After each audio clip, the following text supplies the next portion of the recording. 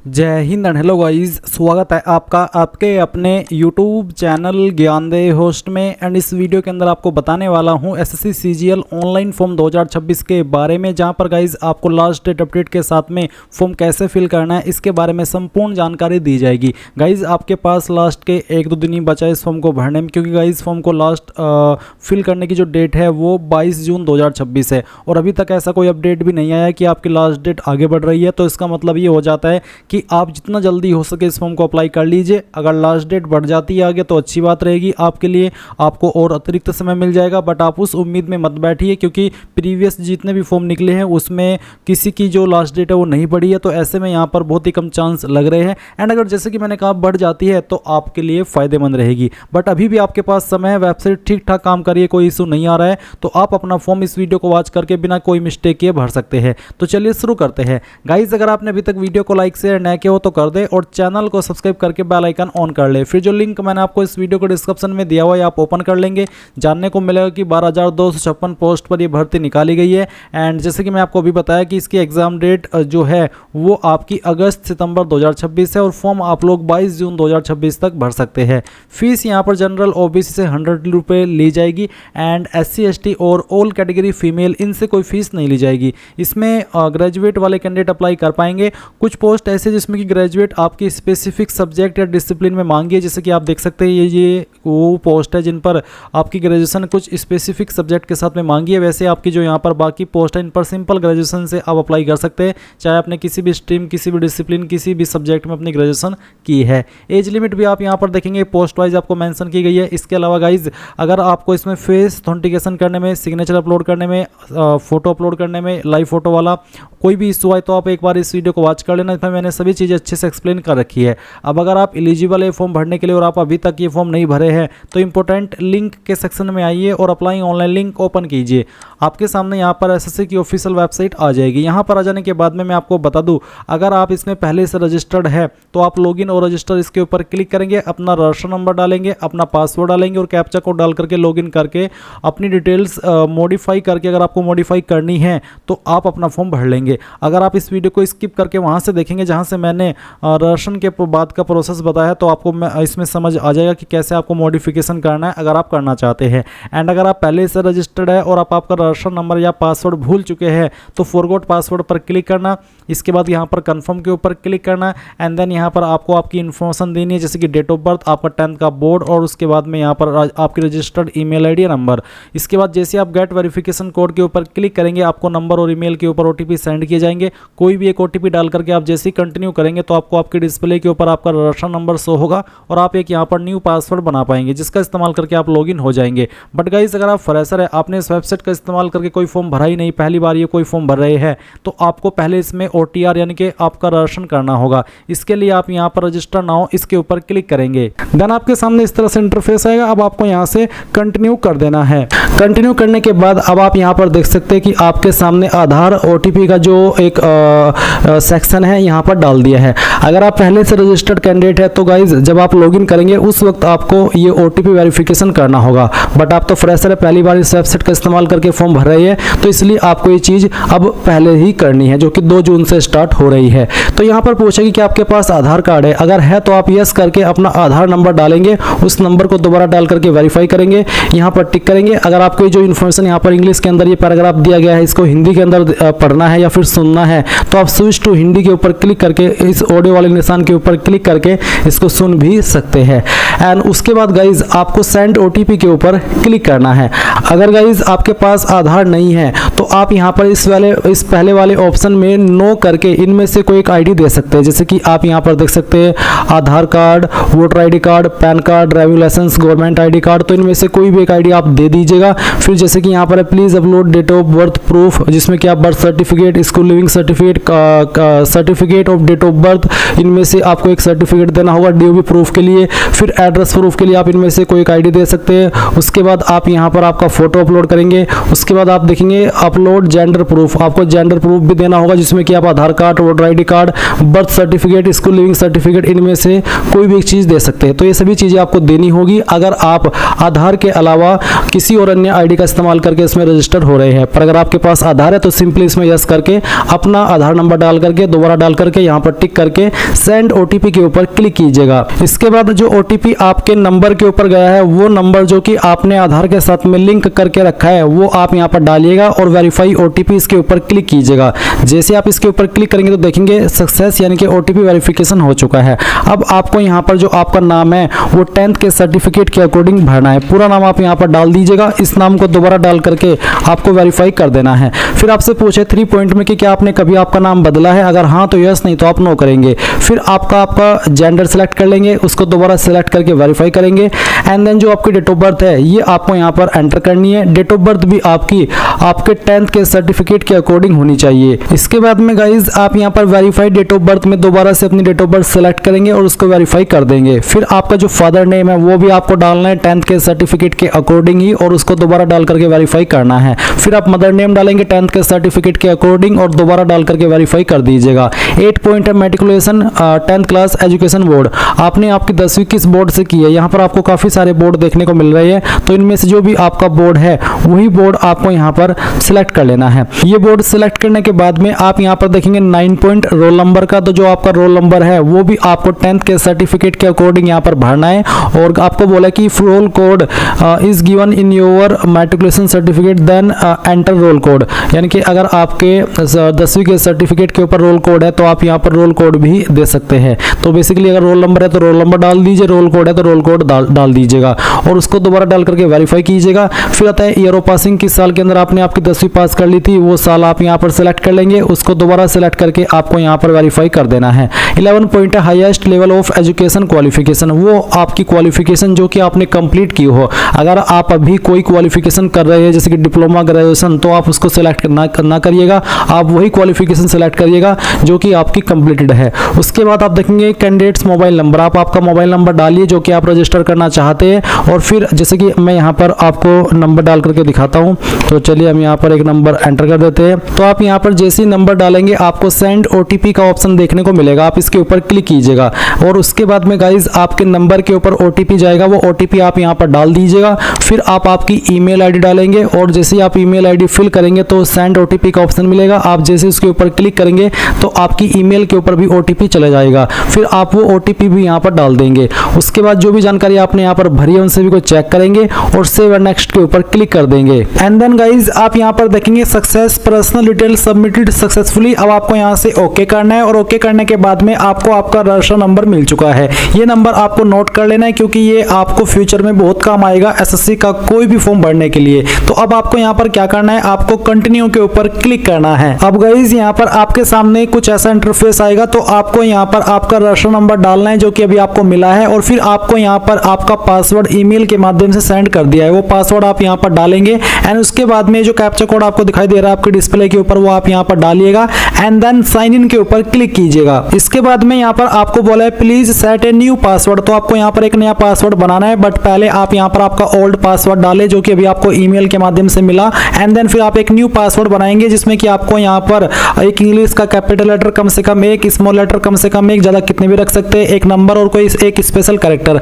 Example मैं आपको यहाँ पर देकर के दिखाता हूँ, आप देख लीजिए। कुछ इस तरह का पासवर्ड आप बना लीजिएगा जिसमें कि इंग्लिश का कैपिटल लेटर भी है, स्मॉल लेटर भी है, स्पेशल कैरेक्टर भी है और डिजिट भी है। तो ये पासवर्ड बनाने के बाद में आप उसको दोबारा यहाँ पर डाल करके वेरीफाई कर दीजिए। फिर आपको यहाँ पर एक सिक्योरिटी क्वेश्चन सेलेक्ट कर लेना है एंड उसका आंसर आपको आपकी मर्जी के अकॉर्डिंग यहाँ पर दे देना है और फिर सेकंड सिक्योरिटी क्वेश्चन आपको सेलेक्ट करना है और फिर उसका जो आंसर है वो भी आपको यहाँ पर डाल देना है। एंड उसके बाद गाइज आप सेव एंड नेक्स्ट के ऊपर क्लिक करेंगे। अब आप यहाँ पर देख सकते हैं आपका पासवर्ड सक्सेसफुली क्रिएट हो चुका है। अब आप यहाँ से ओके कीजिए और ओके करने के बाद में आपको यहाँ पर आपके रजिस्टर नंबर एंड जो आपने पासवर्ड बनाया है उसका इस्तेमाल करके कैप्चा कोड डालना है और लॉगिन के ऊपर क्लिक करना है। इसके बाद आप यहाँ पर देखेंगे एडिशनल डिटेल, तो आपको यहाँ पर पहले आपकी कैटेगरी सेलेक्ट करनी है, SC ST OBC या फिर जनरल, तो जो भी है वो आप यहाँ पर सेलेक्ट कर लीजिए। फिर आपकी कैटेगरी दोबारा सेलेक्ट करके वेरीफाई कर ले एंड देन आप यहाँ पर नेशनलिटी के अंदर सिटीजन ऑफ इंडिया सेलेक्ट कर लेंगे।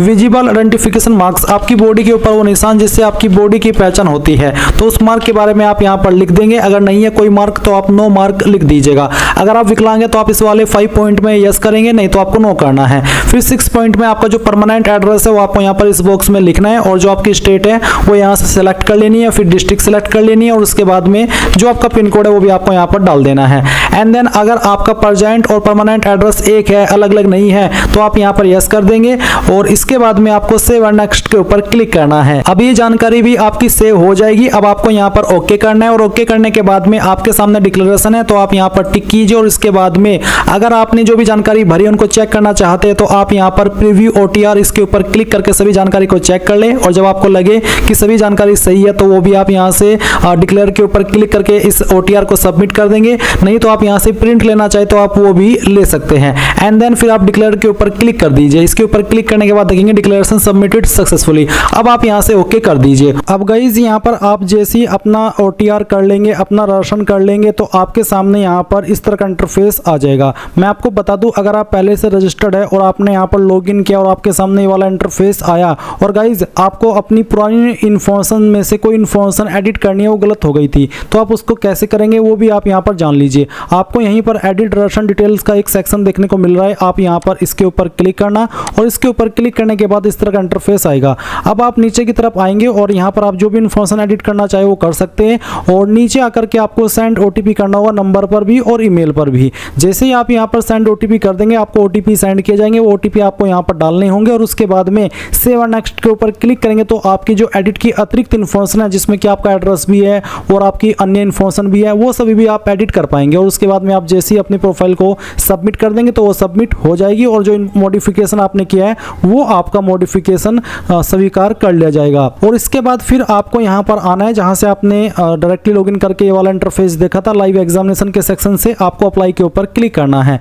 फिर गाइस इस तरह से इंस्ट्रक्शंस आएंगे, आप यहाँ पर फिल फॉर्म इसके ऊपर क्लिक करेंगे। इसके बाद ये सब इन्फॉर्मेशन आएगी जो आपने यहाँ पर OTR करते समय भरी थी, सभी इन्फॉर्मेशन चेक करते हुए नेक्स्ट के ऊपर क्लिक करेंगे और यहाँ से ओके कर देंगे। अब आपको यहाँ पर 19 पॉइंट में आपकी हाईएस्ट एजुकेशनल क्वालिफिकेशन बतानी है। हाईएस्ट क्वालिफिकेशन वो जो क्वालिफिकेशन आपकी कंप्लीट है, वो क्वालिफिकेशन आप यहाँ पर सिलेक्ट कर लीजिए। फिर 20 पॉइंट है details of qualifying educational qualification. Qualifying educational qualification वो होती है जिससे कि आप इस पोस्ट पर अप्लाई करने के लिए एलिजिबल होते हैं, और हाईएस्ट क्वालिफिकेशन आपकी ग्रेजुएशन, पोस्ट ग्रेजुएशन या PhD वो कुछ भी हो सकती है। तो 20 पॉइंट में आपको वो क्वालिफिकेशन बतानी है जिससे कि आप अप्लाई करने के लिए एलिजिबल हो रहे हैं। तो इसमें अप्लाई करने के लिए एलिजिबल होते हैं ग्रेजुएशन से, तो मैं यहाँ पर ग्रेजुएशन सेलेक्ट कर लेता हूँ। फिर 20.1 है आपका एजुकेशनल क्वालिफिकेशन स्टेटस। अब जो आपने ये क्वालिफिकेशन सेलेक्ट की है ग्रेजुएशन, ये आपकी पास है या फिर अभी आप कर रहे हैं। अगर आप एपियरिंग है तो आप यहाँ पर 2026 ईयर सेलेक्ट करेंगे, और अगर आप पास हैं तो आप पास सेलेक्ट कर लेंगे।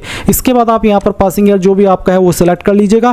फिर 20.3 में आपको आपकी स्टेट बतानी है कि कौन सी स्टेट से आपने इस क्वालिफिकेशन को किया है। उसके बाद में 20.4 में आपको बताना कि आपने कौन सी यूनिवर्सिटी, कौन सी इंस्टीट्यूट से आपकी इस क्वालिफिकेशन को किया है। अगर वो यहाँ पर इसमें लिस्ट में नहीं है तो आप अदर का ऑप्शन सेलेक्ट कर लीजिएगा। फिर 20.5 में आपको फाइनल ईयर का रोल नंबर डाल देना है, और जो अपियरिंग है उनके सामने में भी ये वाला ऑप्शन ना आए। और आपको ये भी कहा है कि 20.6 में कि percentage candidate who do not have their percentage mentioned on their marksheet due to COVID और any other reason for the year 2020 and 2021 can enter NA। यानी कि जिन्होंने कोविड-19 के दौरान अपनी क्वालिफिकेशन की है और उनकी परसेंटेज नहीं है, तो उनको यहाँ पर 20.6 इस वाले ऑप्शन में NA लिखना होगा। बट अगर आपके पास आपकी परसेंटेज है तो आप यहाँ पर डाल दीजिए। एंड अगर आपके नंबर CGPA के अंदर है तो आप 20.6 खाली छोड़ देंगे और 20.7 भरेंगे, और अगर आपके परसेंटेज में ही है तो फिर आपको यहाँ पर 20.6 भरना है, और 20.7 ऑटोमेटिकली डीएक्टिवेट हो जाएगा। अब आप यहाँ पर नीचे की तरफ सेव एंड नेक्स्ट के ऊपर क्लिक करके यहाँ से ओके कर देंगे। इसके बाद एडिशनल इन्फॉर्मेशन फर्स्ट में पूछा कि क्या आप एक्स सर्विसमैन हैं आर्म फोर्स के, अगर है तो आपको यहाँ पर यस करना है, और नहीं तो आप यहाँ पर नो कर देंगे। उसके बाद क्या आपको आयु सीमा के अंदर छूट चाहिए। अगर आप SC ST OBC है, जिनको SC ST को तो 5 साल और OBC को 3 साल एज के अंदर छूट मिलती है, और आप ओवर एज हो चुके हैं तो आप यहाँ पर यस करके बता सकते हैं कि मुझे किस कैटेगरी के तहत छूट चाहिए। अगर आप ओवर एज नहीं हुए हैं, भले ही आप SC ST OBC क्यों ना हो, तो आप यहाँ पर नो कर दीजिएगा। फिर 23 पॉइंट है, ये बेसिकली कहा कि क्या आपकी जो पर्सनल इन्फॉर्मेशन है क्या वो आप SSC को देना चाहते ताकि आपको फ्यूचर में जो अपडेट देते रहे किसी भी माध्यम से, चाहे ईमेल चाहे मैसेज। अगर हाँ तो यस चाहिए, आप नो करें चाहे यस करें, इस वाले ऑप्शन पर आपके फॉर्म के ऊपर कोई नेगेटिव प्रभाव नहीं पड़ेगा। इसके बाद आप सेव एंड नेक्स्ट के ऊपर क्लिक करेंगे और यहाँ से ओके कर देंगे। इसके बाद है एडिशनल इन्फॉर्मेशन 2। तो इसमें पहले आपको एग्जाम सेंटर की प्रेफरेंस देनी है 24 पॉइंट में, जहां पर आपको बताना है कि आप पहली चॉइस किस सिटी को देना चाहते हैं। जिसको भी देना चाहते हैं आपकी चॉइस के अकॉर्डिंग वो आप यहां पर सिलेक्ट कर लीजिएगा। इसके बाद में गाइज आप यहां पर देखेंगे आपका सेकंड सिटी, तो सेकंड सिटी आपको देना है अपनी चॉइस के अकॉर्डिंग, फिर थर्ड सिटी भी आपको दे देना है। 25 पॉइंट है कि आप किस मीडियम में अपना एग्जाम देना चाहते हैं, कंप्यूटर बेस्ड वाला। अगर हाँ इन हिंदी तो पहला, नहीं तो आप दूसरा। जो भी आपको लैंग्वेज के विकल्प देखने को मिलेंगे उसमें से आपको आपकी चॉइस के अकॉर्डिंग सेलेक्ट कर लेना है। फिर इसको दोबारा सेलेक्ट करके आपको यहां पर वेरीफाई करना है। 26.1 है कि are you a person with benchmark disability 40% और मोर, यानी कि क्या आप वो कैंडिडेट है जो कि विकलांग है और उनकी विकलांगता 40% या उससे ज़्यादा है। अगर आपके सामने ऑप्शन एक्टिव है तो आप इसका आंसर यस नो में कर देंगे। 26.3 जो कि सभी के लिए एक्टिव होगा, ये बेसिकली एक आप पूछा कि क्या आपको फिजिकल लिमिटेशन है लिखने में और आप खुद से एग्जाम नहीं लिख सकते, आपको उसके लिए स्क्राइब चाहिए। अगर हाँ तो आप यहाँ पर यस करेंगे, नहीं तो आपको नो कर देना है। फिर यहाँ पर 27.1 है कि are you also applying for the post of junior statistical officer, यानी कि जो जूनियर स्टैटिस्टिकल ऑफिसर की पोस्ट है क्या आप उस पर भी अप्लाई कर रहे हैं। अगर हाँ तो आप इसमें यस करेंगे। अब ये जो जूनियर स्टैटिस्टिकल ऑफिसर की पोस्ट है इस पर अप्लाई करने के लिए, वैसे तो जो बाकी पोस्ट है उन पर तो एनी स्ट्रीम से अगर आपने ग्रेजुएशन की है अप्लाई कर सकते हैं, बट इस पोस्ट पर अप्लाई करने के लिए स्पेशल एलिजिबिलिटी आपके पास क्वालिफिकेशन की होनी चाहिए। तो अगर आपके पास वो है और आप इस पर भी अप्लाई करना चाहते तो आप यस कर दीजिएगा। फिर पूछा है आपसे 27.2 में कि जो उस पर अप्लाई करने के लिए एजुकेशनल क्वालिफिकेशन चाहिए क्या वो आपके पास है, तो आपको इसमें भी यस करना होगा, तभी आप एलिजिबल होंगे। इसी प्रकार से क्या आपको स्टैटिस्टिकल इन्वेस्टिगेटर ग्रेड 2 पर भी अप्लाई करना है, अगर हाँ तो आप यस कर दीजिए, नहीं तो आप नो करेंगे। गाइज फिर से बता दूं, इन पर अप्लाई करने के लिए 2 पोस्ट पर अलग से स्पेशल क्वालिफिकेशन चाहिए। तो अगर उससे जुड़ी हुई आपकी क्वालिफिकेशन है तो ही यस करना, नहीं है तो आप नो कर देना, कोई इस वाली बात नहीं है। इसके अलावा भी बहुत सारी पोस्ट है जिन पर एनी ग्रेजुएट डिग्री वाले कैंडिडेट अप्लाई कर सकते हैं। इसके बाद 29.1 है कि name of language studied at passed at matriculation level, यानी कि जो मैट्रिकुलेशन लेवल है उस पर आपने कौन कौन सी लैंग्वेज को पढ़ा है। तो मैं यहाँ पर हिंदी और इंग्लिश सेलेक्ट कर लेता हूँ क्योंकि मैंने इन 2 लैंग्वेज को 10वीं में पढ़ा है। उसके बाद में मीडियम ऑफ मैट्रिकुलेशन एग्जामिनेशन, जो आपका 10वीं का मीडियम था वो हिंदी था, इंग्लिश था, क्या था वो आपको सेलेक्ट कर लेना है। उसके बाद 30.1 है कि क्या आप जो आपकी असिस्टेंट ऑडिट ऑफिसर की पोस्ट है सेंट्रल कार्डर की, इस पर भी अप्लाई करना चाहते हैं। अगर हाँ तो यस, और फिर आपको बताना कि हाँ मेरे पास इससे जुड़ी हुई क्वालिफिकेशन भी है। फिर इसी प्रकार से अगली में पूछा कि क्या आप असिस्टेंट ऑडिट ऑफिसर पर भी अप्लाई करना चाहते हैं जो स्टेट कार्डर की है। अगर हाँ तो यस, और क्या आपके पास फिर उससे जुड़ी हुई क्वालिफिकेशन है तो आप यहाँ पर यस कर देंगे। फिर अगली पोस्ट है कि क्या आप असिस्टेंट अकाउंट्स ऑफिसर स्टेट कार्डर की पोस्ट पर भी अप्लाई करना चाहते हैं और फिर क्या आपके पास उससे जुड़ी हुई क्वालिफिकेशन भी है, तो आप यहाँ पर इस तरह से यस नो कर देना। फिर से कह रहा हूँ कि आपको एक बार नोटिफिकेशन चेक करके देख लेना कि उस पोस्ट पर जो अप्लाई करने के लिए क्वालिफिकेशन चाहिए वो आपके पास है भी या नहीं तो फिर आप कहेंगे कि सर आप तो गलत बता रहे हो, आपने ये बता दिया, आपने वो बता दिया। इसलिए मैं कह रहा हूं कि खुद से भी एक बार नोटिफिकेशन देख लेना है, उसमें आपको अच्छे से बताया। मैं चलिए एक बार दिखाई देता हूं आपको। आप यहां पर देख पा रहे हैं इसमें आपको काफ़ी सारी पोस्ट देखने को मिल रही है। कुछ पोस्ट पर आप देख सकते हैं बैचलर डिग्री एनी स्ट्रीम, इसका मतलब हो जाता है कि किसी भी डिसिप्लिन में किसी भी स्ट्रीम में अगर आपने ग्रेजुएशन किया तो आप इन पर अप्लाई कर सकते हैं। फिर यहाँ पर कुछ पोस्ट आपको देखने को मिल रही है जैसे कि जूनियर स्टैटिस्टिकल ऑफिसर, तो इस पर अप्लाई करने के लिए आपसे एक स्पेशल एलिजिबिलिटी मांगी है। तो इसी प्रकार से जो पोस्ट यहाँ पर आपने देखी इन पर भी एक स्पेशल एलिजिबिलिटी मांगी है, तो आपको उनको देख करके यहाँ पर यस नो में आंसर करना है। इसके बाद आप सेव नेक्स्ट के ऊपर क्लिक करेंगे और ओके कर देंगे। अब आपके सामने यहाँ पर photo signature and face authentication का ऑप्शन आएगा जैसे कि आप यहाँ पर देख सकते हैं। तो आपको जो फेस ऑथेंटिकेशन करना है ये सिर्फ और सिर्फ आपका मोबाइल से होगा MySSC ऐप का इस्तेमाल करते हुए। तो आपको ये कैसे करना है वो मैं आपको यहाँ पर बताता हूँ।